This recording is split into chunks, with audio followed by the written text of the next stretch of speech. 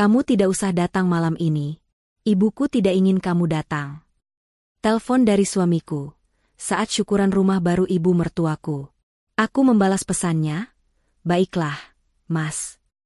Kubalas mereka yang sudah meremehkan dan menghinaku. Kubuat mereka menyesal. Kubatalkan semua pembayaran dan kutarik semua dana. 1 jam kemudian mereka mulai meneleponku tanpa henti.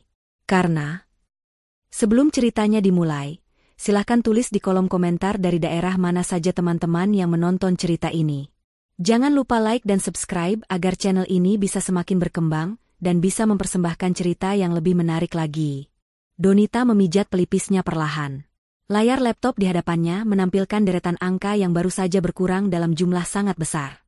Ini adalah pelunasan tahap akhir untuk sebuah rumah mewah di kawasan elit. Rumah itu bukan untuknya. Rumah itu untuk Ibu Ratih, ibu mertuanya. Donita menghela napas panjang, menutup laptopnya, dan menyandarkan punggungnya di kursi kerja.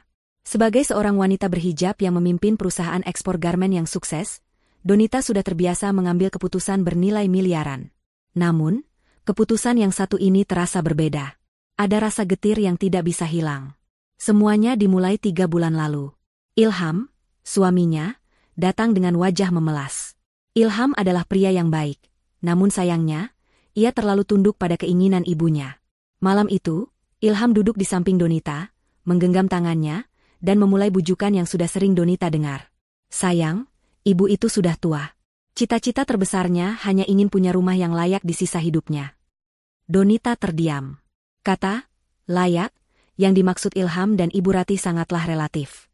Rumah mereka saat ini sudah lebih dari cukup. Tapi Ibu Ratih selalu merasa kurang. Ibu Ratih tidak pernah menyukai Donita.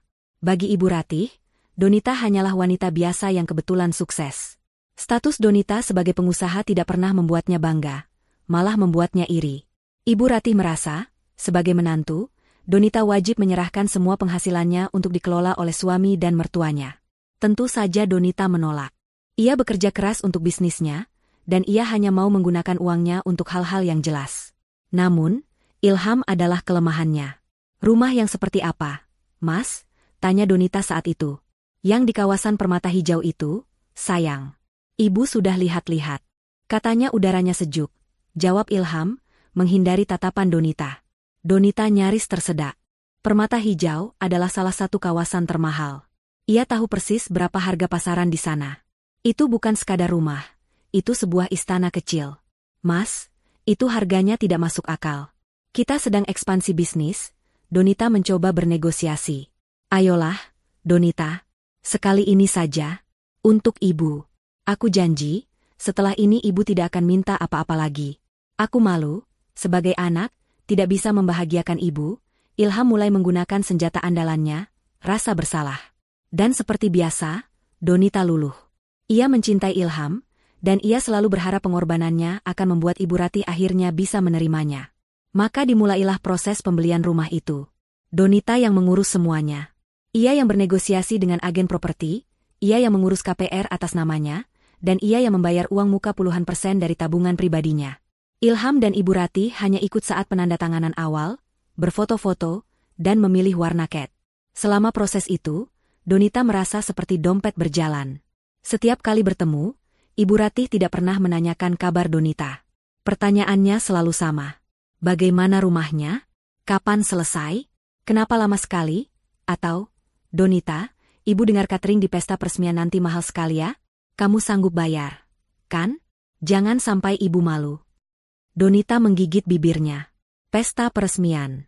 Itulah yang sedang direncanakan Ilham dan Ibu Ratih selama seminggu terakhir. Besok adalah hari besar itu. Rumah baru itu akan diresmikan. Ironisnya, Donita, yang membayar lunas rumah itu, sama sekali tidak dilibatkan dalam perencanaan pesta. Ia hanya mendapat laporan pengeluaran. Setiap hari, Ilham akan mengiriminya daftar tagihan, catering mewah, dekorasi bunga impor, undangan cetak eksklusif untuk teman-teman sosialita Ibu Ratih. Dan Donita hanya bisa mentransfer uang yang diminta. Malam itu, Donita pulang ke rumahnya sendiri. Ia mendapati Ilham dan Ibu Ratih sedang tertawa-tawa di ruang tamu, melihat-lihat contoh kain untuk seragam panitia pesta. Panitia yang Donita tidak tahu siapa saja anggotanya. Ah, Donita, kamu sudah pulang, sapa Ilham, sedikit canggung. Ibu Ratih hanya melirik sekilas, lalu kembali fokus pada katalog kain. Iya, Mas. Bagaimana persiapannya? Donita mencoba tersenyum, meletakkan tas kerjanya. Semua beres. Besok akan jadi pesta termegah, seru Ilham. Baguslah, kata Donita pelan. Oh ya, Ibu, tadi Donita sudah lunasi sisa pembayaran rumahnya. Semuanya sudah lunas. Donita berharap setidaknya mendapat ucapan terima kasih. Reaksi Ibu Ratih di luar dugaan. Ia tidak tersenyum. Ia hanya mengangguk singkat. Oh, sudah? Baguslah. Memang sudah seharusnya, katanya ketus. Ilham, Ibu rasa warna emas ini lebih mewah daripada perak. Tamu-tamu Ibu pasti terkesan. Donita merasa sebilah pisau menusuk jantungnya. Sudah seharusnya? Jadi, semua kerja kerasnya, uang miliaran yang ia keluarkan, hanya dianggap sebagai kewajiban? Ilham, melihat perubahan raut wajah istrinya, segera mencoba mencairkan suasana. Tentu, Bu, warna emas saja. Donita, kamu pasti capek, kan? Mandi sana. Itu adalah cara halus Ilham untuk mengusir Donita dari percakapan. Donita mengangguk lemah dan berjalan menuju kamarnya. Ia merasa bodoh. Kenapa ia terus berharap? Kenapa ia terus mencoba membeli penerimaan dari orang yang jelas-jelas membencinya? Ia membiarkan pintu kamarnya sedikit terbuka saat ia berganti pakaian. Ia butuh mengambil napas sejenak sebelum menghadapi mereka lagi. Saat itulah ia mendengar suara Ilham di telepon. Sepertinya Ibu Ratih sudah pulang dan Ilham sedang berbicara dengannya lagi di ruang tamu. Suara Ilham terdengar pelan, tapi jelas. Iya, Bu, beres. Donita sudah transfer lunas semuanya, kata Ilham. Ada jeda sejenak. Donita hanya bisa mendengar suara samar Ibu Ratih dari seberang telepon. Lalu Ilham tertawa. Iya, Bu, tenang saja. Rencana kita aman. Bagus. Pastikan dia transfer lunas hari ini. Setelah itu, kamu tahu tugasmu, kan? Jantung Donita serasa berhenti berdetak. Rencana kita aman? Tugasmu? Apa maksud semua ini? Perasaan tidak enak yang selama ini ia tepis, kini kembali dengan kekuatan penuh. Ia mencoba meyakinkan dirinya sendiri bahwa ia salah dengar, bahwa itu hanya paranoia. Namun, nada bicara Ilham, nada konspirasi yang penuh rahasia itu, membuat bulu kuduknya berdiri. Sebuah rencana apa yang mereka bicarakan, tepat setelah uangnya lunas ditransfer? Keesokan harinya adalah hari H peresmian rumah baru Ibu Ratih. Pesta akan dimulai pukul 7 malam. Donita bangun dengan perasaan campur aduk. Percakapan telepon Ilham dan Ibu Ratih semalam masih terngiang-ngiang di kepalanya. Kamu tahu tugasmu, kan? Kalimat itu berputar-putar seperti kaset rusak. Ia mencoba bertanya pada Ilham pagi itu, tapi suaminya sudah pergi pagi-pagi sekali. Mas harus bantu ibu siapkan semuanya di sana. Sayang, kamu urus butik saja, tidak usah repot-repot, kata Ilham buru-buru sambil mengenakan sepatunya. Mas, aku ikut, ya? Setidaknya aku bisa bantu cek catering atau apa, tawar Donita. Langkah Ilham terhenti. Ia berbalik dengan ekspresi yang sulit diartikan. Tidak usah, Donita. Di sana sudah ramai. Nanti kamu malah capek. Kamu kan tamu kehormatan. Datang saja nanti malam. Cantik-cantik, katanya, lalu cepat-cepat mencium kening Donita dan pergi. Tamu kehormatan. Donita nyaris tertawa getir. Tamu kehormatan macam apa yang tidak tahu apa-apa tentang pestanya sendiri? Tamu kehormatan macam apa yang membayar seluruh pestanya? Sepanjang hari di kantor, Donita tidak bisa fokus. Ia memandangi gaun pesta yang sudah ia siapkan, tergantung rapi di ruang pribadinya di butik. Gaun itu ia desain sendiri. Sebuah gaun brokat berwarna rose gold yang anggun, dipadukan dengan hijab sutra yang senada. Ia ingin tampil sempurna. Bukan untuk teman-teman sosialita Ibu Ratih, tapi untuk Ilham. Ia ingin Ilham bangga padanya. Ia juga sudah menyiapkan kado pindahan rumah yang sangat spesial. Sebuah lukisan kaligrafi karya seniman terkenal yang ia pesan khusus 3 bulan lalu, dibingkai dengan ukiran kayu jati Jepara. Pukul 4 sore, Donita memutuskan untuk pulang lebih awal. Ia ingin bersiap-siap dengan tenang. Di perjalanan pulang, ia mencoba menelepon Ilham. Mas, nanti aku dijemput jam berapa? Atau aku ke sana sendiri? Baju kita warnanya senada, kan? Telepon Ilham berdering, namun tidak diangkat. Donita mengirim pesan WhatsApp. Centang 2, tapi tidak biru. Donita menghela napas. Mungkin dia sangat sibuk, gumamnya, mencoba berpikir positif. Ia kemudian mencoba menelepon Ibu Ratih. Sekadar basa-basi, menanyakan apakah ada yang masih kurang. Telepon itu berdering 2 kali, lalu tiba-tiba dimatikan. Ditolak. Jantung Donita mulai berdebar tidak nyaman. Kenapa teleponnya ditolak? Ia mencoba lagi. Kali ini, langsung masuk ke kotak pesan suara. Nomornya diblokir? Tidak, mungkin tidak sengaja. Ibu Ratih sudah tua, mungkin tidak sengaja menekan tombol yang salah. Donita terus mengulang mantra itu di kepalanya, meski ia tahu ia sedang menyangkal kenyataan. Pukul 6 sore, Donita sudah selesai mandi dan berwudhu. Ia duduk di depan meja riasnya. Ia memulaskan riasan tipis. Tangannya sedikit gemetar. Perasaan tidak enak itu semakin kuat. Ia mencoba menelepon Ilham lagi. Kali ini, teleponnya langsung masuk ke kotak pesan suara. Sama seperti Ibu Ratih. Sesuatu yang sangat salah sedang terjadi. Donita terdiam. Ia menatap pantulan dirinya di cermin. Wanita di cermin itu terlihat cantik, sukses, namun menyedihkan. Ia memohon perhatian dari orang-orang yang jelas tidak menginginkannya. Ia membiayai hidup mewah orang-orang yang bahkan tidak sudi mengangkat teleponnya. Ia teringat lagi kata-kata Ilham semalam. Setelah itu, kamu tahu tugasmu, kan? Apakah ini tugasnya? Tugas Ilham untuk menyingkirkan Donita setelah semua uangnya didapat? Setelah rumah itu lunas? Rasa dingin menjalar di punggungnya. Tidak, tidak mungkin. Ilham mencintainya. Setidaknya, dulu begitu. Pukul 6:30 malam. Pesta seharusnya sudah dimulai. Donita masih duduk di kamarnya. Gaun pesta yang indah masih tergantung. Kado yang mahal masih terbungkus rapi. Ia merasa seperti orang paling bodoh di dunia. Ia sudah siap, sudah berdandan, untuk pesta yang ia bayar, namun ia tidak yakin apakah ia diundang. Ia mengambil napas dalam-dalam. Ia harus mengakhiri ketidakpastian ini. Ia harus mendapatkan jawaban pasti. Ia mengambil ponselnya, membuka aplikasi WhatsApp. Ia tidak akan menelepon lagi. Ia akan mengirim pesan. Pesan yang memaksa Ilham untuk jujur. Jemarinya yang terawat mengetik dengan mantap, meski hatinya hancur berkeping-keping. Mas, aku sudah siap. Aku berangkat sekarang ya. Pesan itu ia kirimkan ke Ilham. Tanda centang 2 abu-abu langsung muncul. Donita menatap layar ponselnya tanpa berkedip. Ia menunggu tanda itu berubah menjadi biru. Ia menunggu balasan. 1 menit berlalu. 5 menit. Ponsel itu terasa berat di tangannya. Ia tahu, jawaban apapun yang datang berikutnya, akan mengubah hidupnya selamanya. Ia menahan napas, menunggu. Waktu seakan berhenti berdetak di dalam kamar utama yang mewah itu. Donita menatap layar ponselnya, pesan yang ia kirimkan, Mas, aku sudah siap. Aku berangkat sekarang ya, terlihat begitu lugu dan menyedihkan di bawah cahaya lampu kamar.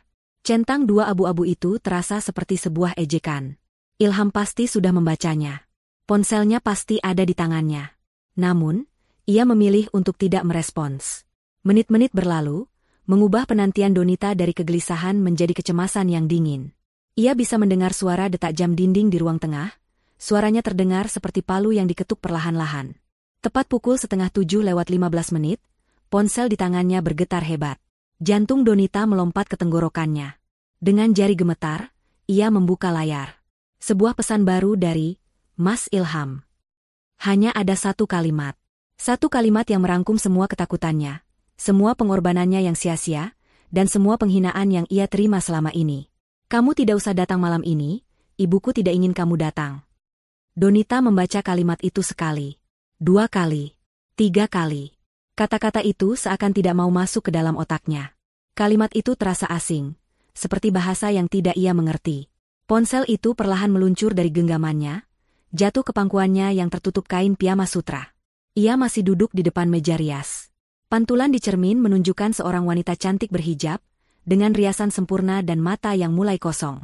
Gaun pesta berwarna rose gold yang mahal masih tergantung di lemari, seolah menertawakan nasib pemiliknya.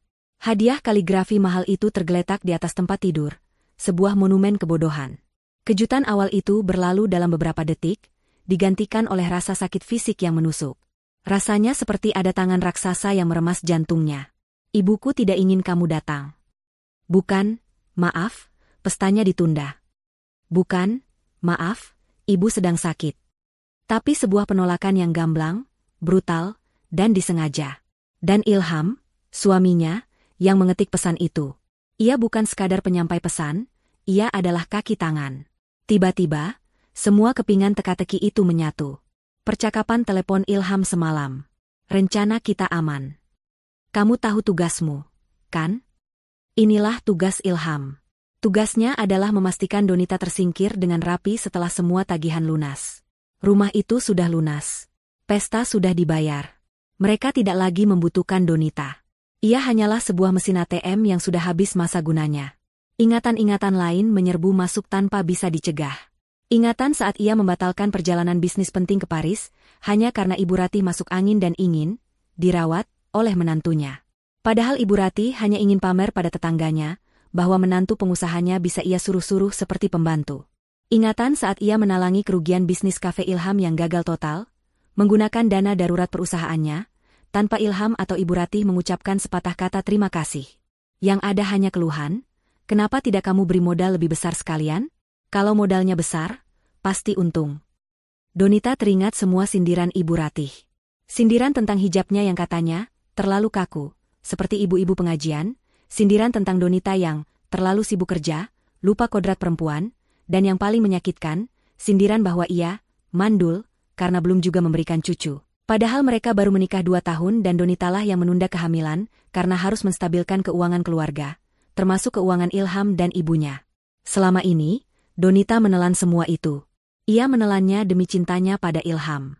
Ia selalu berpikir Ilham ada di pihaknya, bahwa Ilham hanya terjebak di antara istri dan ibu. Tapi pesan teks ini adalah bukti. Ilham tidak terjebak. Ilham telah memilih. Dan ia tidak memilih Donita. Air mata mulai menggenang di pelupuk matanya. Panas, perih, dan penuh penghinaan. Ia nyaris terisak. Ia ingin berteriak, melempar barang-barang, menangis sejadi-jadinya. Tapi saat ia menatap pantulan dirinya di cermin, sesuatu yang lain terjadi. Air mata itu berhenti di batas kelopak matanya. Kemarahan yang dingin dan jernih, seperti es kering, mulai menjalari pembuluh darahnya. Rasa sakit itu tidak hilang, tapi berubah bentuk. Ia berubah menjadi kekuatan. Ia bukan lagi wanita lemah yang menangisi nasib. Ia adalah Donita, wanita yang membangun bisnisnya dari nol. Wanita yang bernegosiasi dengan klien internasional. Wanita yang tidak pernah takut mengambil keputusan sulit. Dan malam ini, ia akan mengambil keputusan tersulit, sekaligus termudah, dalam hidupnya. Ia bukan korban. Ia adalah seorang investor yang baru saja menyadari bahwa investasinya busuk. Dan apa yang dilakukan investor cerdas saat tahu investasinya busuk? Ia melakukan cut loss. Donita mengambil ponselnya yang tadi terjatuh. Jemarinya tidak lagi gemetar. Ia membuka kembali pesan dari Ilham. Kamu tidak usah datang malam ini, ibuku tidak ingin kamu datang. Ia membaca pesan itu untuk terakhir kalinya, bukan dengan rasa sakit, tapi dengan rasa jijik.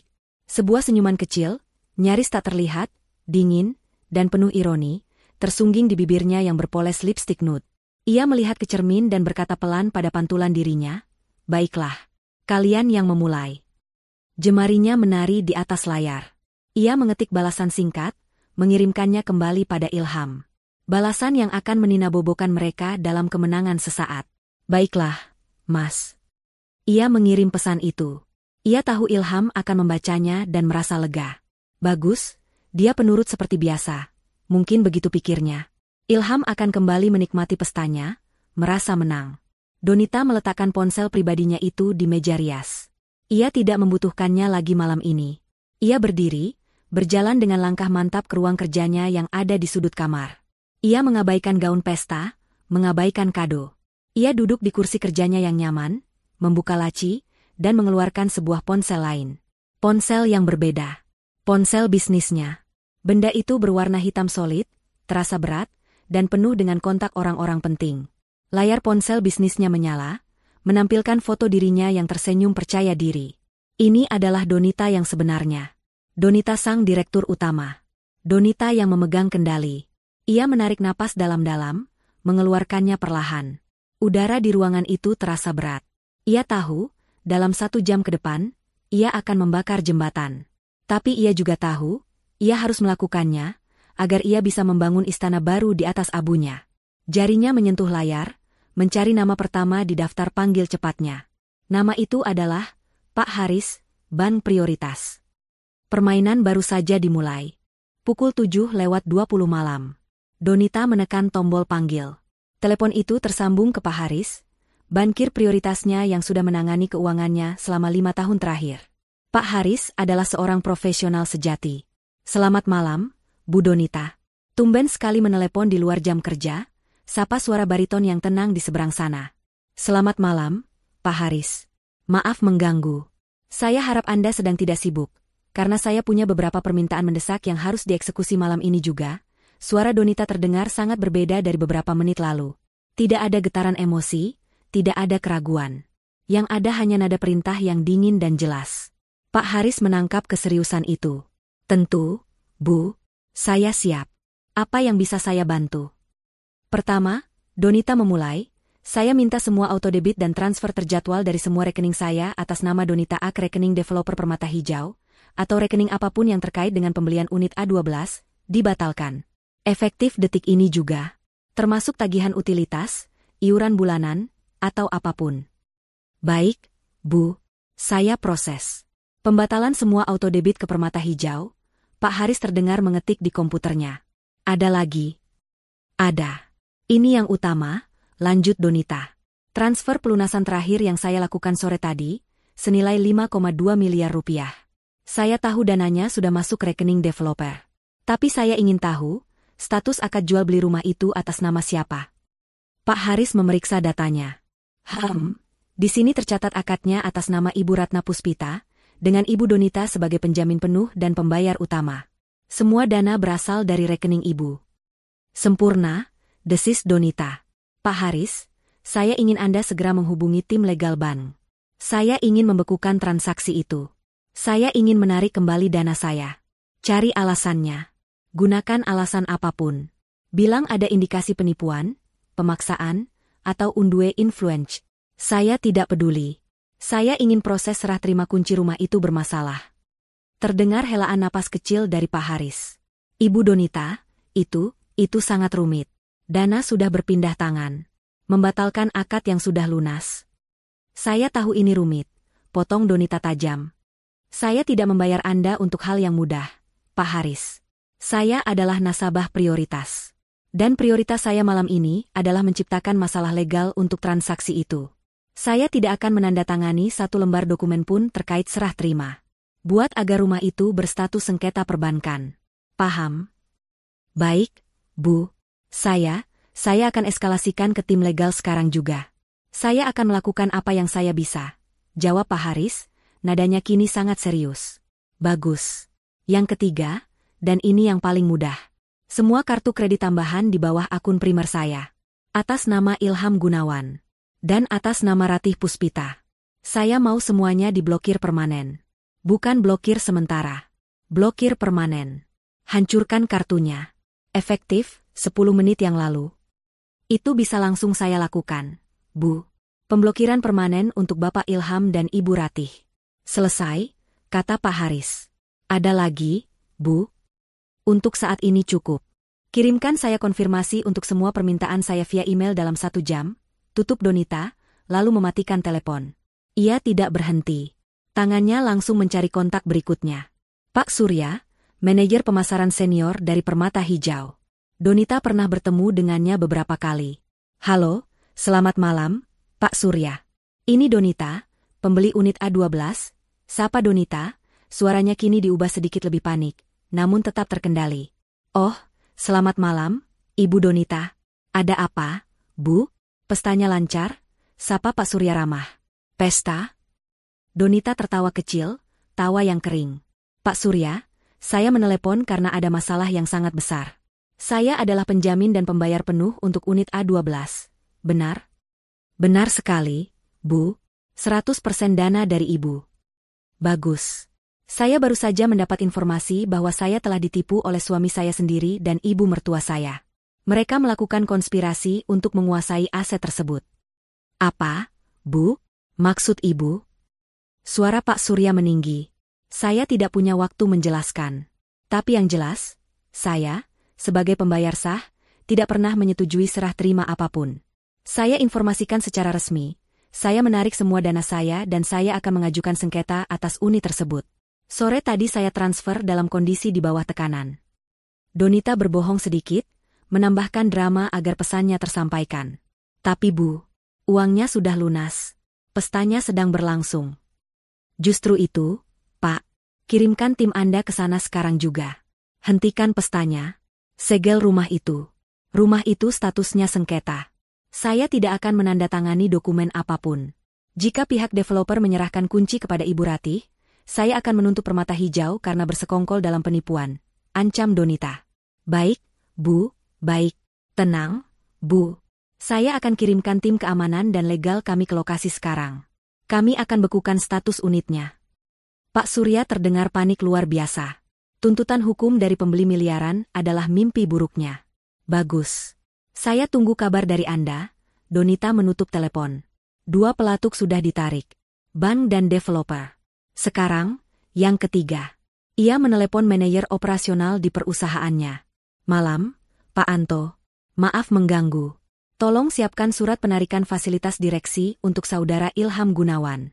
Mobil Alphard putih B1234 ILH itu atas nama perusahaan, kan? Betul, Bu.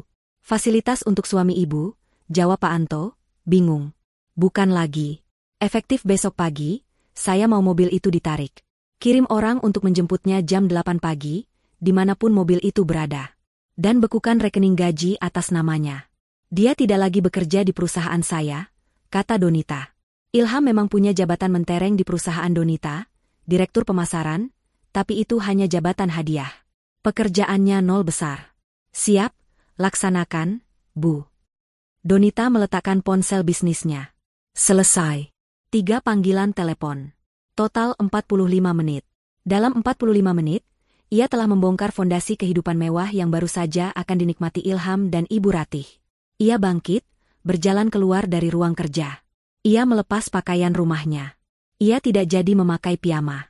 Ia berjalan ke kamar mandi, membuka keran air panas di bathtub. Ia menaburkan bath bomb aroma lavender. Ia butuh rileks. Saat ia sedang berendam dalam air hangat yang menenangkan, tepat pukul 8 malam lewat 1 menit, ponsel pribadinya yang tergeletak di meja rias mulai menjerit. Layarnya menyala terang. Mas Ilham Caling. Telepon itu berdering panjang, lalu mati. Sedetik kemudian, menyala lagi. Ibu mertua Caling. Mati. Mas Ilham Caling. Mas Ilham Caling. Mas Ilham Caling. Ponsel itu bergetar hebat di atas meja kaca, menimbulkan suara derak yang gaduh di tengah keheningan kamar. Panggilan itu datang tanpa henti, panik, dan penuh amarah. Donita memejamkan matanya, menyandarkan kepalanya ke tepi bathtub. Ia tersenyum tipis. Ia tidak menyentuh ponsel itu. Ia membiarkan mereka panik. Ini baru permulaan. Ia menghirup dalam-dalam aroma lavender. Malam ini, ia akan tidur nyenyak. Pukul 7:30 malam. Di rumah baru Ibu Ratih, pesta sedang berada di puncaknya. Rumah itu bermandikan cahaya. Lampu-lampu kristal mahal yang baru dipasang berkilauan, memantulkan sinarnya di lantai marmer impor yang mengilap. Dekorasi bunga lili dan mawar putih memenuhi setiap sudut, menebarkan aroma wangi yang lembut. Musik instrumental klasik mengalun pelan, menjadi latar bagi tawa-tawa renyah dan denting gelas sampanye, non-alkohol, tentu saja, demi formalitas, yang dipegang oleh para tamu. Ibu Ratih adalah bintang malam itu. Ia mengenakan kaftan yang dijahit khusus, penuh dengan payet berkilauan, dan hijab yang ditata rumit. Wajahnya yang dipoles riasan tebal berseri-seri penuh kemenangan. Ia berdiri di tengah-tengah lingkaran teman-teman sosialitanya, yang ia sebut geng arisan berlian. Mereka semua memujinya. Ratih, ini rumah atau istana? Luar biasa, Jeng, seru seorang wanita bergelang emas penuh. Ah, biasa saja, jawab Ibu Ratih, pura-pura merendah sambil mengibaskan tangannya, yang justru memamerkan cincin berlian barunya. Ini semua Ilham. Dia tahu sekali bagaimana membahagiakan ibunya. Ilham memang anak berbakti. Dan beruntung sekali dia dapat istri seperti Donita. Kudengar bisnisnya besar sekali, ya, sahut yang lain. Wajah Ibu Ratih mengeras sejenak mendengar nama Donita, namun ia cepat-cepat mengubahnya menjadi senyum manis yang dipaksakan. Oh, Donita? Iya, dia bekerja keras. Katanya dengan nada yang menyeratkan bahwa bekerja keras adalah sesuatu yang sedikit memalukan. Tapi tentu saja, Ilham yang membimbingnya. Tanpa Ilham, Donita tidak akan jadi apa-apa. Ilhamlah otaknya. Ilham, yang berdiri tidak jauh dari situ, tersenyum bangga. Ia merasa seperti raja. Ia berhasil. Ia telah memenuhi impian terbesar ibunya. Ia telah membuktikan bahwa ia adalah anak yang sukses. Ia melirik jam tangannya. Sudah hampir 1 jam sejak ia mengirim pesan teks terakhir pada Donita. Balasan, "Baiklah, Mas," dari istrinya membuatnya sangat lega. Donita menurut. Seperti biasa. Sekarang, ia bisa menikmati pesta ini tanpa gangguan. Ia merasa telah sukses mengendalikan segalanya. Ibunya yang manja, dan istrinya yang kaya. Saat itulah, manajer catering yang bernama Pak Tono menghampirinya dengan senyum yang sedikit kaku, membawa sebuah tablet. "Selamat malam, Pak Ilham. Maaf mengganggu pestanya. Sesuai kesepakatan, sisa pembayaran 50% untuk catering harus dilunasi malam ini saat acara berlangsung." "Oh, tentu, kata Ilham santai. Ia sudah menduga ini. Ia mengeluarkan kartu kredit platinum dari dompetnya. Itu adalah kartu kredit tambahan yang diberikan Donita, dengan limit tak terbatas. "Ini, silakan. Pakai ini saja." Pak Tono mengambil kartu itu dan menggeseknya di mesin EDC portable. Beberapa detik kemudian, ia mengerutkan kening. "Maaf, Pak, ditolak." Senyum Ilham sedikit goyah. "Hah? Ditolak? Tidak mungkin. Coba lagi. Jaringannya jelek mungkin." Pak Tono mencoba lagi. "Masih ditolak, Pak. Transaction declined." Bisikan-bisikan pelan mulai terdengar di sekitar mereka. Beberapa tamu yang kebetulan dekat, melihat adegan itu. Wajah Ilham mulai memanas. "Saya ada kartu lain," katanya sedikit gugup. Ia mengeluarkan kartu lain. Kartu kredit black metal yang terlihat sangat eksklusif. Ini juga kartu tambahan dari Donita. Ia menyerahkannya pada Pak Tono. "Pasti bisa yang ini." Pak Tono menggeseknya. Hasilnya sama. Ditolak juga, Pak Ilham. Keterangannya, "Card blocked." "Diblokir?" Ilham nyaris berteriak. Apa maksudnya diblokir? Itu tidak mungkin. Ia mulai panik. Rasa malunya mulai menjalar. Ia bisa merasakan mata para tamu menatapnya. "Maaf, Pak." Suara Pak Tono kini menjadi lebih tegas dan dingin. Senyum ramahnya hilang. "Tagihannya total 120 juta rupiah. Perusahaan kami punya aturan ketat. Jika pembayaran tidak lunas, kami harus menghentikan layanan." "Menghentikan layanan apa maksudnya?" "Pestanya sedang berjalan," sergah Ilham. "Kami akan berhenti menyajikan minuman, dan koki kami akan berhenti memasak hidangan utama. Dan jika dalam 30 menit tidak ada kejelasan, kami akan mulai mengemasi buffet." "Jangan gila." Ilham benar-benar panik. Ibu Ratih, menyadari ada keributan, berjalan menghampiri. "Ilham, ada apa ini? Kenapa Pak Tono terlihat marah?" tanya Ibu Ratih, suaranya masih angkuh. "Kartu kreditnya bermasalah, Bu," kata Pak Tono langsung, tidak lagi menaruh hormat. "Tagihan catering belum dibayar." Mata Ibu Ratih membelalak. "Apa? Ilham, kenapa belum dibayar? Di mana istrimu? Kenapa dia tidak mengurus ini?" Tepat pada saat itu, kekacauan kedua datang. Musik instrumental klasik tiba-tiba berhenti. Semua tamu menoleh ke arah pintu utama. Di sana berdiri 3 orang pria berjas gelap. Mereka bukan tamu. Wajah mereka kaku dan serius. Yang di tengah, yang terlihat paling senior, adalah Pak Surya, manajer pemasaran permata hijau yang wajahnya dikenali Ilham. "Selamat malam, Bapak dan Ibu sekalian. Maaf menginterupsi pesta Anda."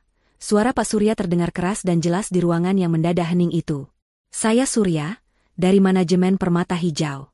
Saya di sini mencari Ibu Ratih Puspita dan Bapak Ilham Gunawan." Semua mata kini beralih ke Ilham dan Ibu Ratih. Mereka berdua seperti disorot lampu panggung.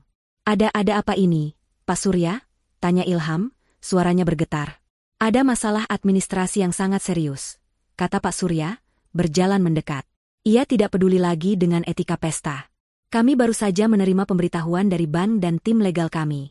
Pihak pembayar utama dan penjamin penuh unit ini, atas nama Ibu Donita, telah menarik persetujuannya atas transaksi ini."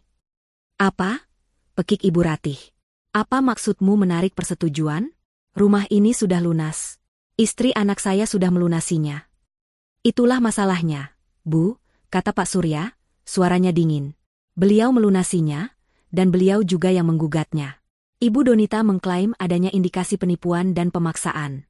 Beliau, sebagai pembayar sah, tidak pernah menyetujui serah terima kunci kepada Anda.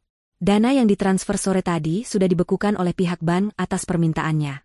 Secara legal, rumah ini statusnya sengketa. Hening. Suasana begitu senyap sampai-sampai suara es batu yang mencair di gelas seorang tamu bisa terdengar. Sengketa? Ulang Ibu Ratih, wajahnya sepucat mayat. Apa yang harus kami lakukan? Tanya seorang tamu, memecah keheningan. Pesta ini selesai, kata Pak Surya tegas. Demi keamanan hukum, kami harus meminta semua tamu untuk segera meninggalkan area ini. Rumah ini akan kami segel sementara, sampai ada kejelasan hukum. Kekacauan meledak. Para tamu, para sosialita itu, tidak perlu disuruh 2 kali. Mereka bergegas pergi, berbisik-bisik, beberapa bahkan terang-terangan menertawakan. Pesta termegah itu berubah menjadi neraka dalam hitungan menit. Ini tidak mungkin, teriak Ilham. Ia menarik ponselnya. Ia harus menelepon Donita. Ia menekan nomor istrinya dengan tangan gemetar. Telepon itu berdering. Tidak diangkat. Ia menelepon lagi. Tidak diangkat. Angkat, Donita. Angkat. Ilham berteriak putus asa. Ibu Ratih, melihat Ilham yang panik, ikut mengeluarkan ponselnya. Biar ibu yang telepon. Dia pasti takut sama ibu. Ibu Ratih menelepon. Ditolak. Ia menelepon lagi. Masuk kotak suara. Ia menelepon lagi. Di kamar mandinya yang tenang, di tengah keharuman lavender, Donita melihat layar ponselnya yang bergetar hebat di meja rias. Mas Ilham Caling. Ibu mertua Caling. Mas Ilham Caling. Mas Ilham Caling. Telepon itu menjerit-jerit tanpa henti. Donita hanya tersenyum, lalu memejamkan matanya, menikmati air hangat yang memeluk tubuhnya. Kekacauan di rumah sengketa itu berlangsung cepat. Para tamu sosialita, yang tadinya memuji-muji Ibu Ratih setinggi langit, kini berhamburan keluar seperti tikus meninggalkan kapal karam. Wajah mereka yang tadi penuh senyum palsu kini berganti dengan ekspresi campur aduk antara kaget, kasihan, dan yang paling banyak, puas. Gosip terpanas tahun ini baru saja tersaji di depan mata mereka. Ya ampun, Jeng, malunya. Sampai disegel begitu, bisik Ibu Linda kepada temannya, sambil bergegas menuju mobilnya. Sudah kuduga. Mana mungkin dia sanggup beli rumah semewah ini? Pasti menantunya yang bayar. Dan sekarang menantunya marah. Rasakan, sahut Datin Sri, buru-buru memotret bagian depan rumah yang mulai didatangi tim keamanan developer. Ibu Ratih berdiri mematung di teras marmer yang beberapa menit lalu menjadi panggung kemenangannya. Ia gemetar hebat, tapi bukan karena dingin. Ia gemetar karena amarah dan rasa malu yang tak terhingga. Kaftan mewahnya kini terasa seperti kostum badut. Riasan tebal di wajahnya mulai luntur oleh keringat dingin. Ilham. Kenapa dia tidak angkat teleponnya? Pekik Ibu Ratih, suaranya melengking histeris. Ia menatap Ilham dengan mata melotot. Ini semua salahmu. Kenapa kamu kirim pesan itu? Kenapa kamu larang dia datang? Ilham, yang masih sibuk menekan tombol panggil di ponselnya berulang kali, membeku. Pengakuan ibunya di depan tim developer dan sisa-sisa staf catering itu adalah sebuah kesalahan fatal. Pak Surya dari Permata Hijau mengangkat alis. Oh, jadi benar ada kesengajaan melarang pihak pembayar untuk datang ke acaranya sendiri? Ini semakin memperkuat klaim Ibu Donita. Bukan urusan Anda, bentak Ibu Ratih.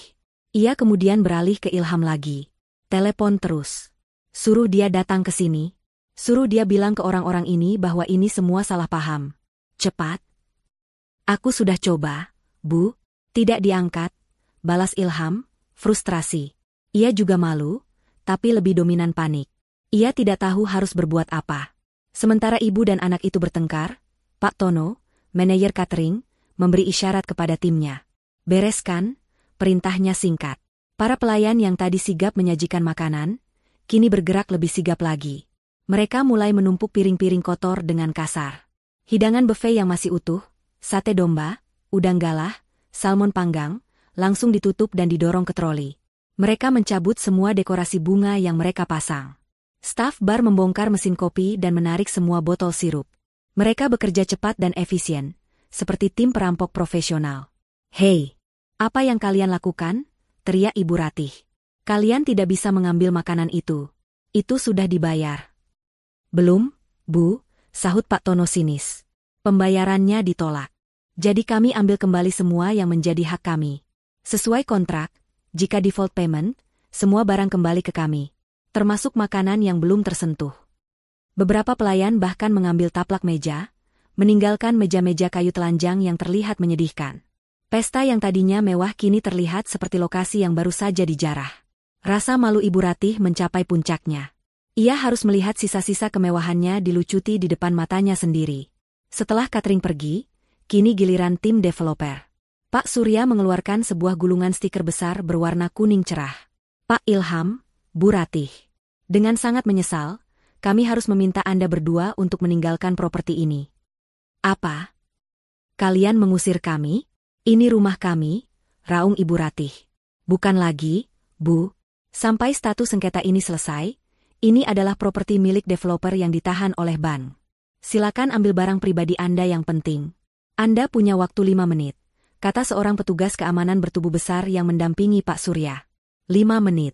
Ilham dan Ibu Ratih tidak punya barang apapun di sana, selain harga diri mereka yang sudah hancur lebur.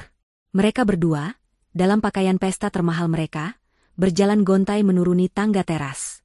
Di belakang mereka, tim keamanan menempelkan stiker kuning besar di pintu kayu jati yang megah itu. Disgel, dalam sengketa hukum. Klik. Petugas keamanan memasang gembok tambahan di gerbang utama. Ibu Ratih dan Ilham kini berdiri di pinggir jalan, di luar gerbang rumah impian mereka. Lampu-lampu taman yang mewah masih menyala, ironisnya menerangi wajah mereka yang pucat dan kalah. Mobil-mobil tamu terakhir melesat pergi, penumpangnya tidak mau repot-repot menyapa. Ini mimpi. Ilham, ini mimpi, kan? Lirih Ibu Ratih, kakinya lemas. Ia terduduk di trotoar jalan yang berdebu. Pakaiannya yang mahal kini kotor. Ilham tidak menjawab. Ia masih memandangi ponselnya. Puluhan panggilan tak terjawab. Puluhan pesan WhatsApp yang hanya centang 2 abu-abu. Ia terus mengetik pesan baru dengan panik. Donita angkat. Donita jawab sekarang. Ibu sakit ini gara-gara kamu. Apa maksudmu blokir kartu? Kamu gila? Kamu mempermalukan aku dan ibu. Donita aku bilang jawab. Rentetan pesan itu terkirim tanpa balasan. Ilham ingin melempar ponselnya ke jalan. Ia putus asa. Ia marah. Ia takut. Di apartemennya, Donita akhirnya keluar dari kamar mandi. Ia mengenakan piyama katun yang nyaman. Rambutnya terbungkus handuk. Ia mengambil ponsel pribadinya yang masih bergetar. Ia melihat rentetan pesan dari Ilham. Ia membaca setiap pesan kemarahan dan kepanikan itu dengan ekspresi tenang.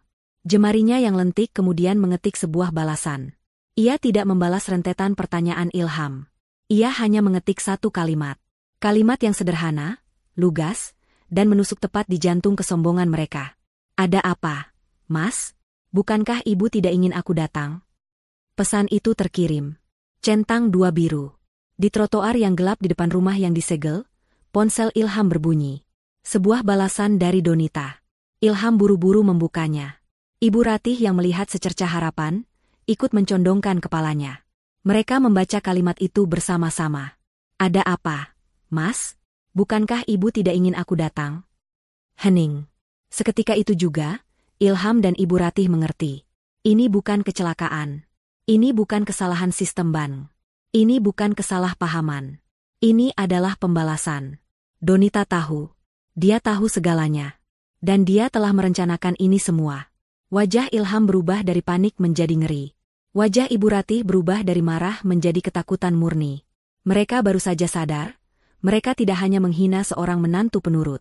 Mereka telah membangunkan naga yang sedang tidur. Jalanan di luar kawasan elit permata hijau terasa dingin dan sepi. Jauh berbeda dari kemeriahan pesta yang baru saja mereka alami. Ibu Ratih dan Ilham kini benar-benar terdampar. Setelah dipermalukan dan diusir, mereka berdiri di trotoar seperti 2 pengemis berbalut pakaian mahal. Taksi yang mereka coba panggil pun beberapa kali lewat begitu saja, mungkin enggan mengangkut penumpang dari lokasi yang baru saja ribut. Akhirnya, setelah hampir 30 menit menahan malu, sebuah taksi online bersedia menjemput mereka. Perjalanan itu diisi dengan keheningan yang mencekam. Ilham duduk di depan, jemarinya tak henti-henti mengetik di ponsel, mengirim pesan-pesan marah yang tak terbalas. Ibu Ratih duduk di belakang, bersandar di jendela. Wajahnya yang pucat pasi kini berkerut dalam amarah yang tertahan. Kaftan mewahnya terasa gatal di kulitnya yang berkeringat. Sopir taksi itu melirik mereka dari kaca spion, merasakan ketegangan, tapi memilih diam. Kita mau kemana? Tanya sopir itu pelan saat mereka mendekati pintu tol. Ilham terdiam. Ia tidak tahu harus menjawab apa. Pulang ke rumah lama Ibu Ratih? Rumah kecil yang selalu dikeluhkan ibunya itu? Atau pulang ke apartemen Donita? Ke apartemen Mutiara? Desis Ibu Ratih dari kursi belakang. Suaranya serak. Kita harus temui perempuan itu. Dia harus membatalkan semua ini. Ilham mengangguk. Ke Mutiara Residence, Pak, katanya pada sopir. Ia harus bicara pada Donita. Ini pasti hanya gertakan. Donita mencintainya. Ia pasti bisa meluluhkan Donita lagi. Ia hanya perlu marah sedikit, memelas sedikit, dan Donita akan kembali menjadi istri penurut yang ia kenal. Setibanya di lobi apartemen mewah tempat tinggal mereka, Ilham langsung merasakan masalah pertama. Ia menempelkan kartu aksesnya di pintu lobi. Lampu merah menyala. Gagal. Ia mencoba lagi. Gagal. Akses ditolak. Sialan, umpat Ilham pelan. Ada apa lagi? Bentak Ibu Ratih. Kartu aksesku tidak berfungsi. Geram Ilham. Bapak Ilham. Seorang petugas keamanan lobi menghampiri mereka. Maaf, Pak. Kartu Bapak sudah dinonaktifkan atas permintaan pemilik unit. Pemilik unit? Saya ini suaminya. Ilham mulai emosi. Maaf, Pak. Aturan tetap aturan. Kami harus menelepon unit Ibu Donita dulu untuk meminta izin Bapak dan Ibu masuk, kata petugas itu dengan tegas namun sopan. Wajah Ibu Ratih memerah padam. Diusir dari rumah baru, dan sekarang harus meminta izin seperti tamu untuk masuk ke apartemen yang ia anggap sebagai rumah anaknya sendiri. Ini adalah lapisan penghinaan baru yang tak tertahankan. Petugas itu menelepon interkom. Selamat malam, Bu Donita. Ini keamanan. Ada Bapak Ilham dan Ibu Ratih di lobi. Apakah diizinkan naik? Ada jeda beberapa saat. Ilham menahan napas. Jika Donita menolak mereka di lobi, tamat sudah riwayat mereka. Suara Donita terdengar tenang dari interkom. Suruh mereka naik. Saya tunggu. Ilham merasa sedikit lega. Dengar itu, dia menungguku, katanya pada petugas keamanan, lalu menarik lengan ibunya menuju lift. Lift itu terasa berjalan lambat sekali. Ilham merapikan kemeja batiknya yang sedikit kusut. Ibu Ratih merapikan hijabnya yang miring. Mereka sedang mempersiapkan diri untuk perang. Ting. Pintu lift terbuka di lantai penthouse. Ilham tidak perlu mengetuk. Ia melihat pintu unitnya sedikit terbuka. Ia mendorong pintu itu dengan kasar. Donita, apa maksud semua ini? Teriaknya sambil melangkah masuk. Pemandangan di dalam apartemen membuatnya tertegun. Donita tidak sedang menangis. Ia tidak panik. Ia tidak terlihat ketakutan. Ia sedang duduk santai di sofa ruang tamu, mengenakan piyama katun yang nyaman. Rambutnya yang basah terbungkus handuk. Di depannya, di atas meja kopi, ada secangkir teh jahe yang masih mengepulkan uap. Ia terlihat tenang, segar, seolah baru saja menikmati spa di rumah. Kontras sekali dengan Ilham dan Ibu Ratih yang kucel, lelah, dan penuh amarah. Duduklah, kata Donita pelan, suaranya sedatar air di kolam. Duduk, bentak Ibu Ratih, melangkah maju. Kamu suruh kami duduk setelah kamu mempermalukan kami? Kamu tahu apa yang sudah kamu lakukan? Hah? Kamu ini menantu durhaka. Donita, aku tidak tahu apa permainanmu ini. Tapi ini sudah keterlaluan. Ilham menimpali, suaranya bergetar antara marah dan takut. Kamu mempermalukan aku dan ibu di depan semua orang. Kamu batalkan kartu kreditku. Kamu segel rumah ibu. Kamu sudah gila? Donita menatap Ilham lekat-lekat. Ia menatap mata suaminya, mencari sisa-sisa pria yang pernah ia cintai. Ia tidak menemukan apa-apa. Hanya ada ketakutan dan keegoisan. Gila? Donita akhirnya angkat bicara. Suaranya tidak naik, tapi menusuk. Siapa yang gila? Mas? Aku yang gila karena bekerja banting tulang untuk membiayai rumah impian kalian? Atau kalian yang gila karena menikmati uangku sambil menghinaku di belakang? Ilham terdiam. Aku? Mempermalukan kalian? Donita tertawa kecil, tawa tanpa humor. Bukankah ibu sendiri yang bilang tidak ingin aku datang? Aku hanya menuruti perintah. Aku tidak datang. Aku hanya menarik kembali semua yang jadi milikku. Milikmu? Pekik Ibu Ratih. Tidak ada yang milikmu di sini. Semua yang kamu punya itu berkat Ilham. Anakku, tanpa Ilham, kamu bukan siapa-siapa. Semua hartamu itu juga harta anakku. Harta anak ibu? Donita kini beralih menatap mertuanya. Senyum tipisnya lenyap, digantikan ekspresi dingin yang belum pernah Ilham lihat sebelumnya. Mari kita bicara fakta, Bu. Perusahaan ini, aku yang bangun 6 tahun sebelum aku menikah dengan Ilham. Apartemen ini, aku beli tunai 2 tahun sebelum aku kenal Ilham. Mobil di garasi, semua atas nama perusahaanku. Dan rumah mewah yang ibu banggakan tadi, 100% dibayar pakai uang dari rekening pribadiku.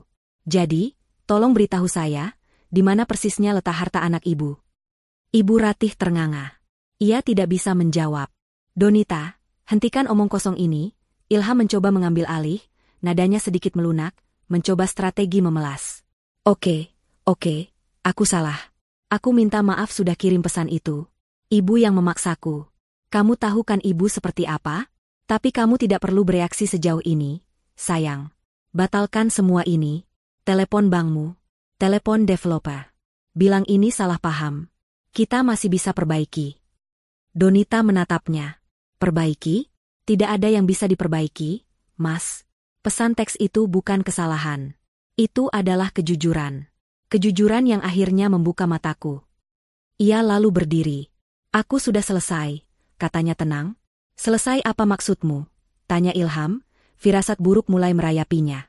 Donita berjalan ke arah pintu, di mana di sampingnya ada 2 buah koper besar dan 1 tas travel. Koper-koper yang Ilham kenali sebagai miliknya. Aku sudah selesai dengan pernikahan ini. Aku sudah selesai menjadi dompet berjalan kalian, kata Donita. Ia menendang pelan koper itu ke arah Ilham. Itu barang-barangmu. Setidaknya, yang bisa kumasukkan dalam koper. Baju-baju mahalmu, jam tangan koleksimu, sepatu-sepatumu. Mata Ilham membelalak ngeri. Kamu mengusirku. Aku tidak mengusirmu, koreksi Donita. Aku hanya mengembalikanmu ke habitat aslimu. Ini apartemenku. Aku membelinya dengan jerih payahku. Dan aku tidak sudi lagi berbagi udara dengan orang yang telah menghinaku dan bersekongkol dengan ibunya untuk menipuku. Penipu? Jaga mulutmu, Donita. Ibu Ratih menjerit. Kalian menikmati uangku, tapi melarangku datang ke pesta yang kubayar. Apa itu namanya kalau bukan penipuan? Balas Donita tajam. Sekarang, silakan keluar. Berdua. Donita, jangan begini. Ilham benar-benar ketakutan sekarang. Ia mencoba meraih tangan Donita.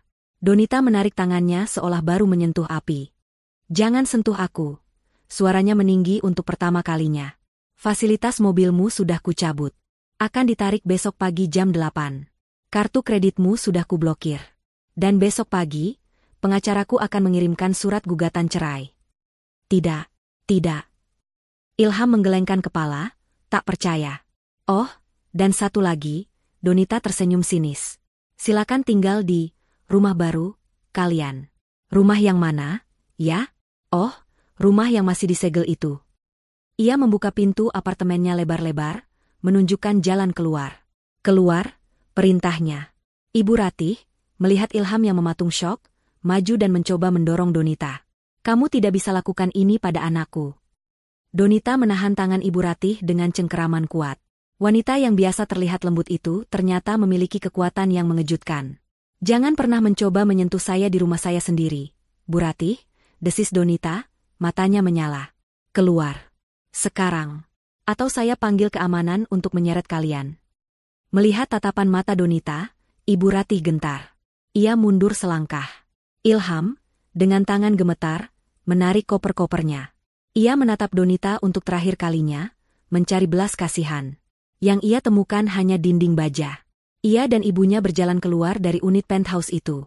Saat mereka melangkah melewati ambang pintu, Donita berkata, "Selamat malam, Mas Ilham." "Selamat malam, Bu Ratih." Lalu, pintu itu ditutup. Terdengar suara kunci ganda yang diputar dari dalam. Klik, klik. Ilham dan Ibu Ratih berdiri di koridor mewah yang dingin, di samping tumpukan koper. Mereka kini resmi menjadi tunawisma. Ilham meninju dinding koridor dengan frustrasi. "ARGH. Donita, buka pintunya. Ini masih bisa dibicarakan." "Donita." Tidak ada jawaban.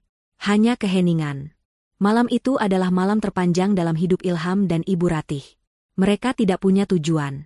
Kembali ke rumah lama Ibu Ratih, Sebuah rumah sederhana di pinggiran kota, terasa seperti pilihan paling memalukan. Tapi mereka tidak punya pilihan lain. Menginap di hotel? Dengan kartu apa mereka akan membayarnya? Semua kartu Ilham sudah diblokir. Uang tunai di dompetnya hanya cukup untuk membayar taksi yang akan membawa mereka ke sana. Jadilah mereka tiba di rumah lama itu lewat tengah malam. Rumah yang sudah beberapa minggu ditinggalkan itu terasa pengap dan berdebu. Ibu Ratih, yang masih mengenakan kaftan pestanya, langsung mengamuk. Ini semua gara-gara kamu, Ilham. Kalau saja kamu bisa lebih tegas. Kalau saja kamu tidak terlalu bergantung pada uangnya.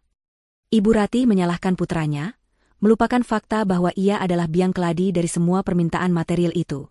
Ibu yang menyuruhku kirim pesan itu, balas Ilham, tak mau kalah. Ibu yang bilang tidak sudi melihat mukanya di pesta. Mereka bertengkar hebat di tengah ruang tamu yang berdebu, dikelilingi koper-koper mahal Ilham yang terasa ironis. Malam itu, mereka tidur di kamar yang sempit dengan perasaan hancur dan saling menyalahkan. Keesokan paginya, kenyataan menghantam mereka lebih keras. Ilham terbangun karena suara ponselnya yang berdering, bukan panggilan, tapi alarm. Pukul 8 pagi. Saat itulah ia teringat sesuatu. Mobil. Ia berlari keluar. Benar saja. Di depan rumah kontrakan kecil di sebelah rumah ibunya, Alphard putih miliknya, mobil perusahaan Donita, sedang berhenti. Dua orang pria berbadan tegap keluar. Ilham baru saja akan berteriak memaki, tapi ia melihat mobilnya sudah terparkir di luar pagar rumah ibunya. Pria itu hanya menghampirinya.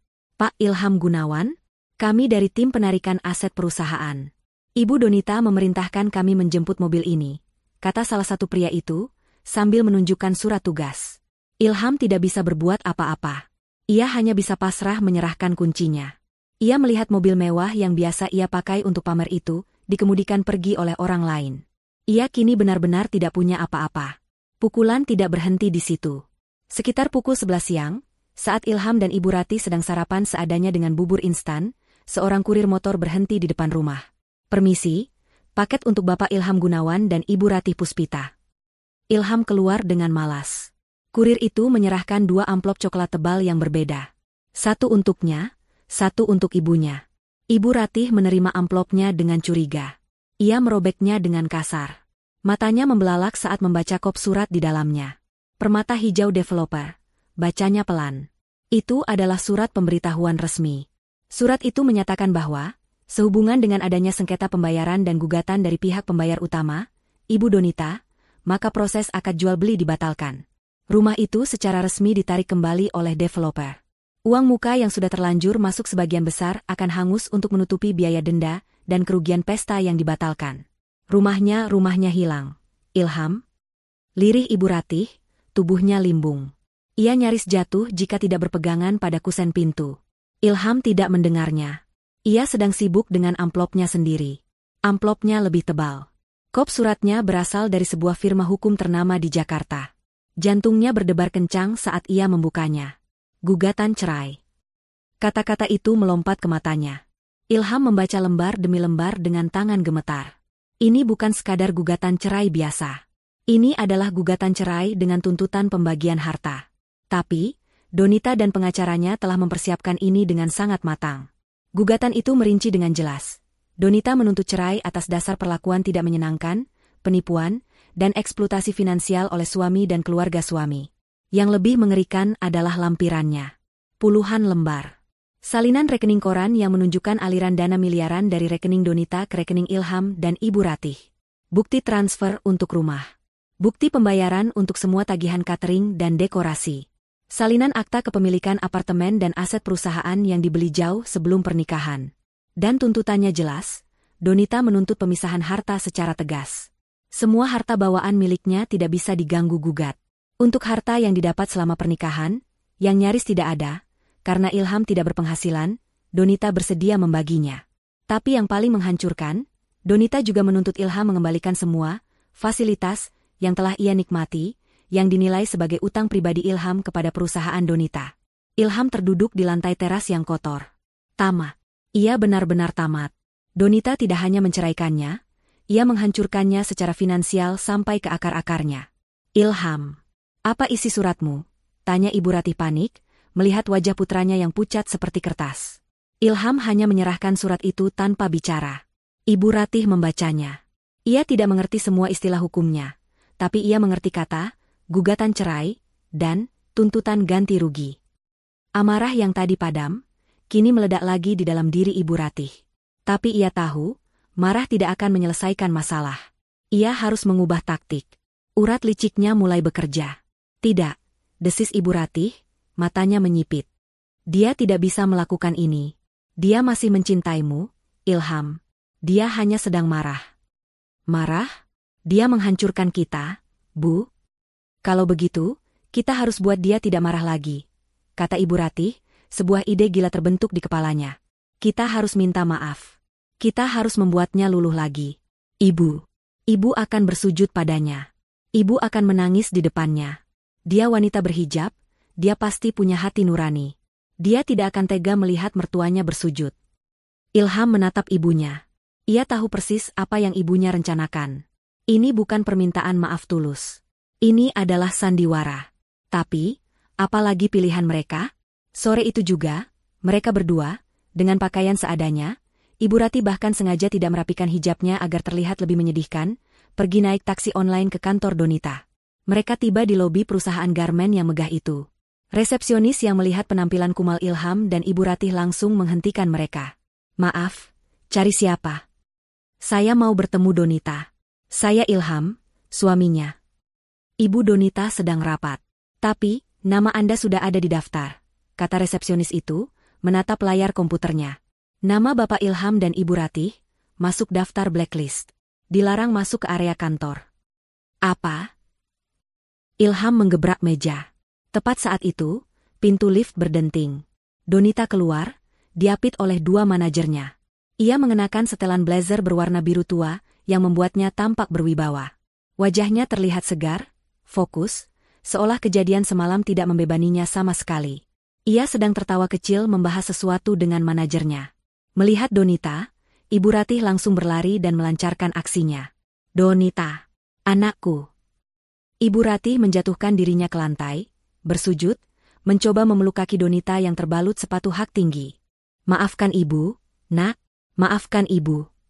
Ibu Ratih menangis meraung-raung, menarik perhatian seluruh lobi. Karyawan yang lalu lalang langsung berhenti, berbisik-bisik. Ibu salah. Ibu hilaf. Jangan ceraikan Ilham, nak. Dia menderita. Lihat kami menderita. Maafkan ibu. Ilham berdiri di belakangnya, memasang wajah sedih yang paling meyakinkan yang ia bisa. Donita berhenti.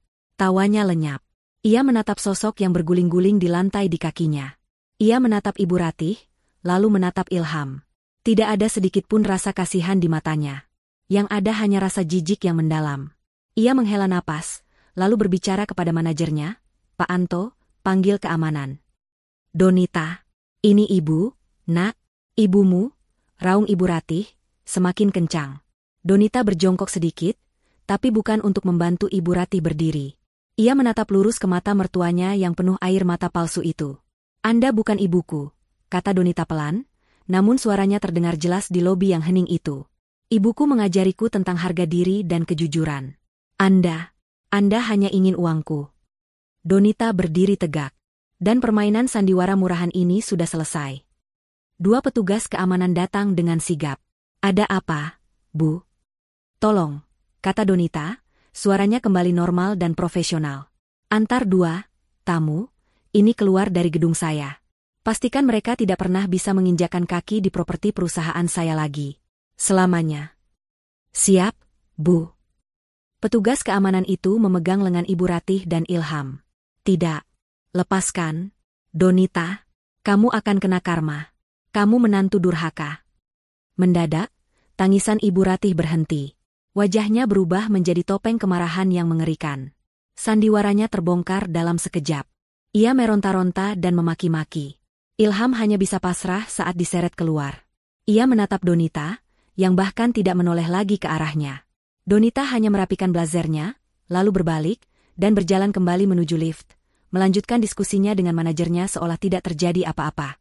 Saat Ibu Ratih diseret melewati pintu kaca lobi, ia menjerit untuk terakhir kalinya. Kamu akan menyesal, Donita. Kamu akan tua dan sendirian. Pintu kaca itu menutup, meredam suaranya. Donita, dari dalam lift, hanya tersenyum tipis. Ia sudah melewati penyesalan. Kini, ia memasuki babak kebebasan. Bulan-bulan berikutnya adalah neraka dunia bagi Ilham dan Ibu Ratih.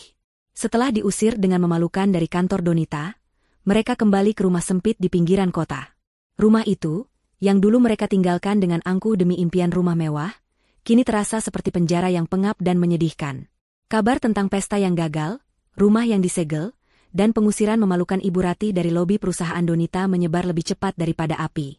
Teman-teman sosialita Ibu Ratih, geng arisan berlian, tidak hanya menjauhinya, mereka secara aktif menjadikannya bahan tertawaan di setiap pertemuan.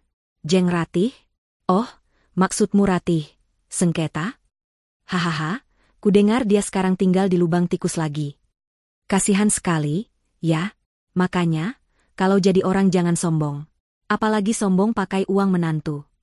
Ibu Ratih, yang hidupnya bergantung pada validasi sosial, hancur lebur.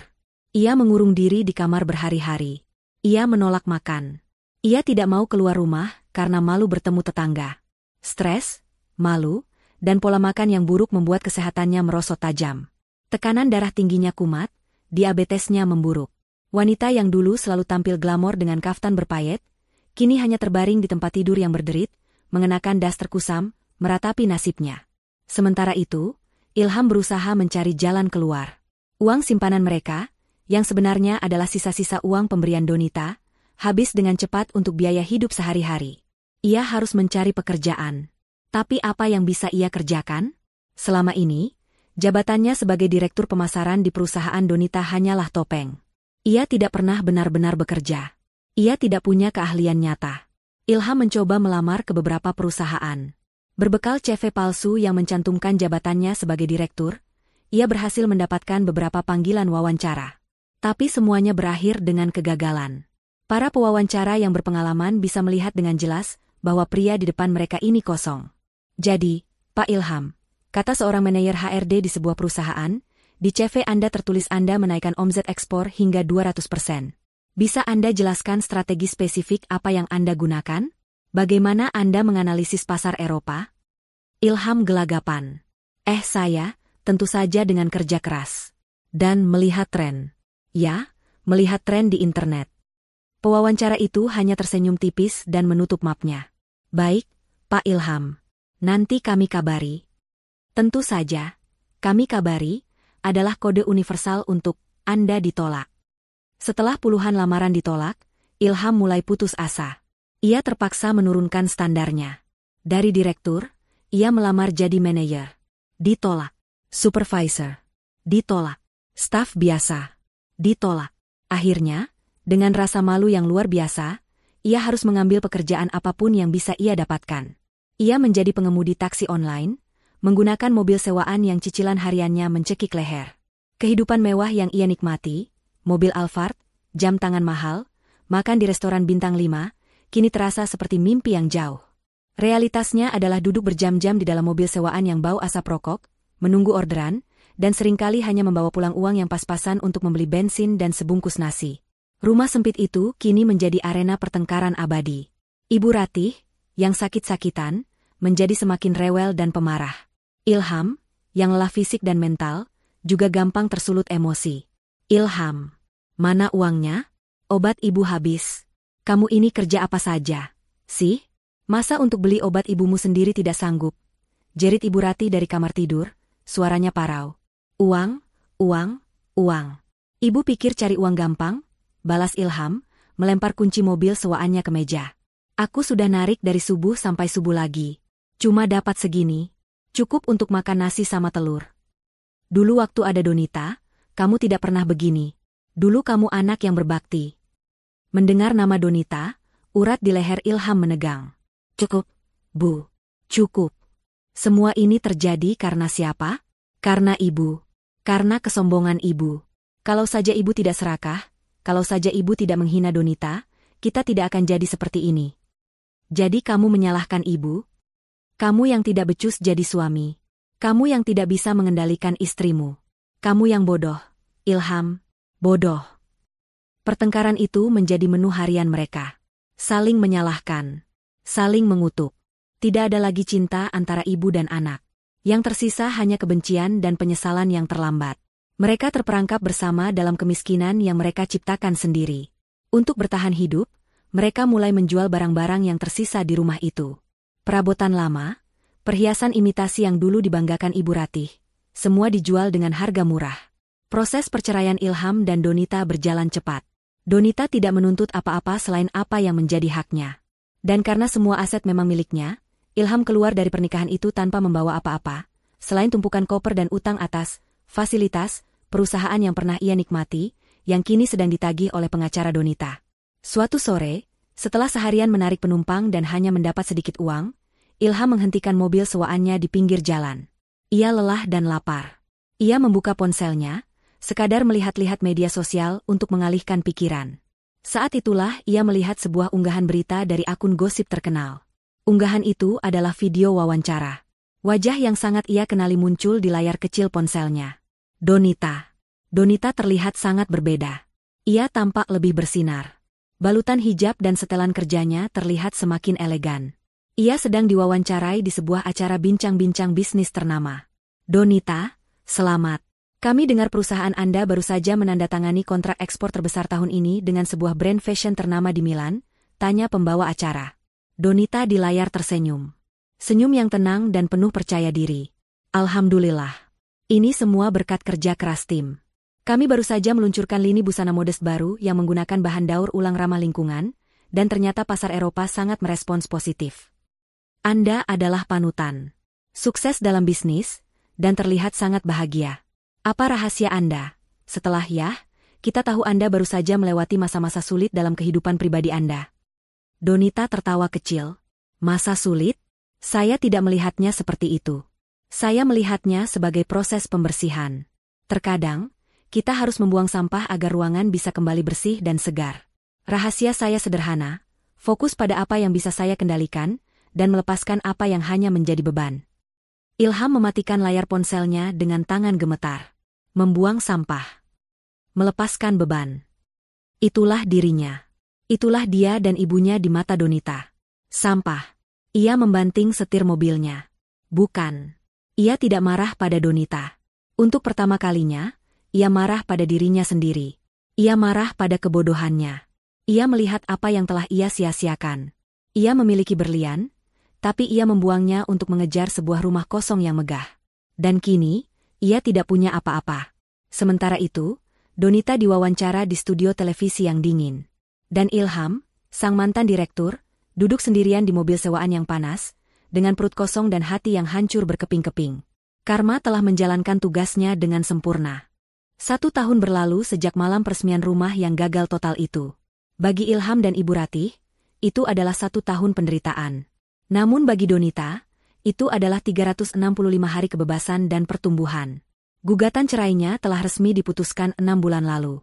Hakim mengabulkan semua tuntutan Donita. Pemisahan harta berjalan lancar karena bukti kepemilikan Donita sangat kuat dan tak terbantahkan.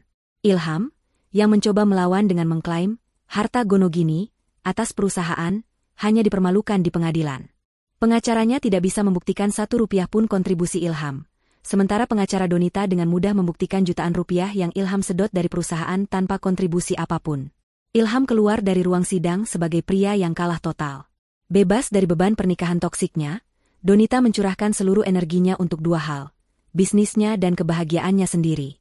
Dan hasilnya sangat luar biasa. Lini busana modest ramah lingkungan yang ia luncurkan, yang beritanya dilihat Ilham di ponselnya, meledak di pasar internasional. Perusahaannya berkembang pesat. Ia membuka 2 pabrik baru, menyerap ratusan tenaga kerja. Ia tidak hanya pulih, ia melesat jauh lebih tinggi dari sebelumnya. Donita yang sekarang adalah Donita yang berbeda. Ia masih wanita berhijab yang lembut tutur katanya, tapi kini ada aura kepercayaan diri dan ketegasan yang tak tergoyahkan. Ia tidak lagi ragu-ragu mengambil keputusan. Ia tidak lagi berusaha menyenangkan semua orang. Ia belajar bahwa harga dirinya tidak ditentukan oleh penerimaan orang lain, terutama bukan oleh pria seperti Ilham atau mertua seperti Ibu Ratih. Untuk merayakan pencapaian perusahaan dan ulang tahun kebebasannya, Donita memutuskan untuk mengadakan sebuah acara. Bukan pesta sosialita yang penuh kepalsuan seperti yang diinginkan Ibu Ratih. Ia mengadakan acara, syukuran kemenangan, di tempat yang jauh lebih berarti. sebuah panti asuhan besar yang juga menaungi rumah jompo, yang selama ini ia bantu secara diam-diam. Aula panti asuhan itu dihias sederhana namun meriah. Tidak ada bunga impor atau catering mewah seharga ratusan juta.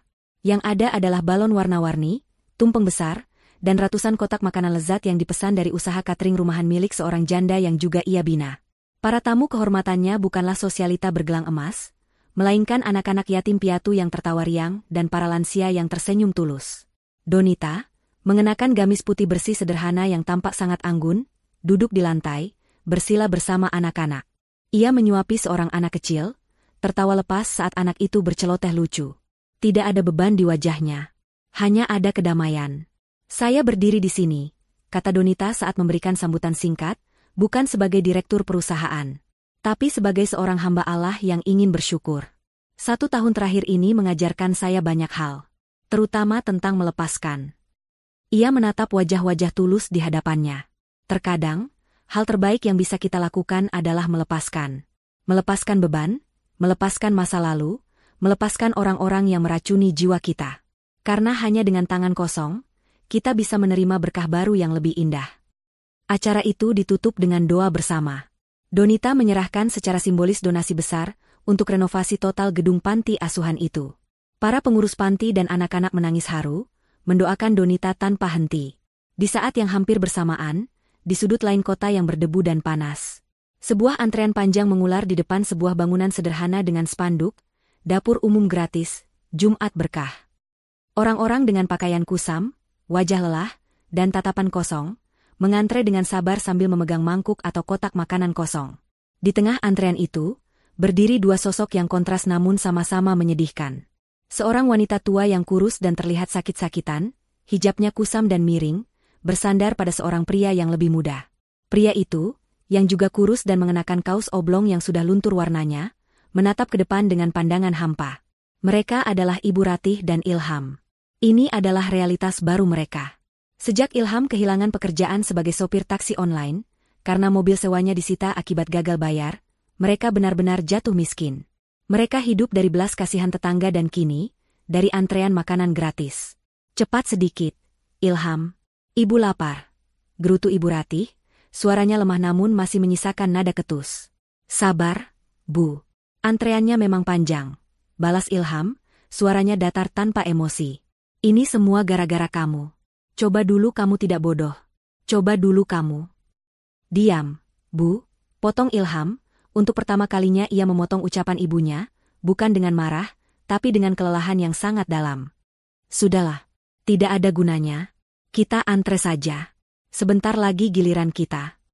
Ibu Ratih terdiam, kaget mendengar nada suara Ilham. Ia menatap putranya, lalu menatap antrean di depan. Ia akhirnya sadar. Tidak ada lagi yang bisa disalahkan.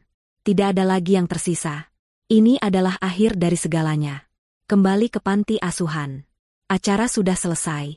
Donita berjalan sendirian di taman panti yang asri, menikmati semilir angin sore. Manajernya menghampiri. Bu, mobil sudah siap. Wawancara dengan majalah bisnis internasional dijadwalkan jam 5. Donita mengangguk. Ia melihat ke langit sore yang mulai memerah. Ia merasa damai. Ia telah memaafkan Ilham dan Ibu Ratih, bukan untuk mereka, tapi untuk dirinya sendiri. Memaafkan agar ia bisa melepaskan sisa-sisa racun masa lalu. Saat ia berjalan menuju mobilnya, sebuah pikiran melintas di benaknya. Ia teringat bagaimana ia dulu rela mengorbankan segalanya demi sebuah rumah mewah untuk mertuanya, hanya untuk dihina. Ia tersenyum tipis. Aku pernah mati-matian membelikan mereka rumah. Batinnya, sambil membuka pintu mobilnya sendiri, tidak lagi perlu sopir. Tapi sebagai gantinya, Tuhan memberiku sesuatu yang jauh lebih mahal. Tuhan memberiku istana yang takkan pernah bisa mereka segel. Istana bernama kebebasan. Ia masuk ke dalam mobil, merapikan hijabnya, dan melaju pergi, menuju masa depan yang ia ciptakan sendiri.